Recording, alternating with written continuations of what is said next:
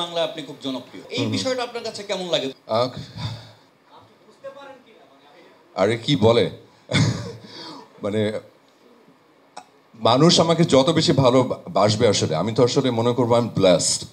তো আমি এটাই মনে করি প্রতিনিয়ত, আসলে এটাই ভাবি যে আসলে এত মানুষের ভালোবাসা পাই, আসলে আমি এত ভালোবাসা পাওয়ার আসলে যোগ্য কিনা। আমি আসলেই অনেক ভাবি যে আমি মানে অনেক লাকি আসলে, এবং উপরওয়ালার কাছে আমি অনেক কৃতজ্ঞ যে আমি জানি না আমি কি করি, আমি জানি না, আমি চেষ্টা করি, আমি ভালো থাকার চেষ্টা করি, ভালো কাজ উপর দেওয়ার চেষ্টা করি, সবসময় ভালো কিছু করারই চেষ্টা করি। অনেক সময় ভুল ত্রুটি হয়ে যায়, অনেক সময় মানুষ তো আসলে কোনো মানুষই ভুলের ঊর্ধ্বে না, কোনো মানুষই পারফেক্ট না, কিন্তু তারপরও যে এত এত মানুষের ভালোবাসা পাই, এটাতে আমি সবসময় আনন্দিত থাকি, এবং এটা আমার সব থেকে বড় শক্তি। এবং সেটা শুধু বাংলাদেশে নয়, সেটা আমার পাশের দেশে ভারত থেকেও, যখন ভারতের আমার অনেক ভক্ত আছেন, এবং আরও অন্যান্য অনেক জায়গায় আছে। আমি গতবার যখন দুবাইতে গেছিলাম, ওখানে পাকিস্তানি কিছু ভক্তর সাথে আমার দেখা হয়েছে।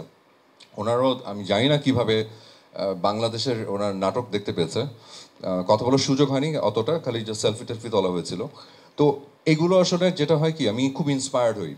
যতবার ক্লান্ত হয়ে যাই, যতবার মনে হয় যে ইনাফ, অনেক হয়ে গেছে, আর এবার একটু এবার একটু থামি, আবার মানে পরে একটু রোয়েশ হয়ে তারপর আবার শুরু করব, ততবার মানুষের ভালোবাসা পেয়ে মনে হয় যে ওকে, হ্যাভ টু রান, এখনই থামা যাবে না, আসলে আর অনেক দূর যেতে হবে। সো এটা আমার অনেক বড় শক্তি, আমার অনেক বড় আনন্দ, এবং এটা নিয়ে আমি বেঁচে থাকি। গোলাম মাহমুদ সিরিজটা সবাই খুব ভালো করেছে, এইটা আনন্দ আমরা সবাই ভাগ করে নিব।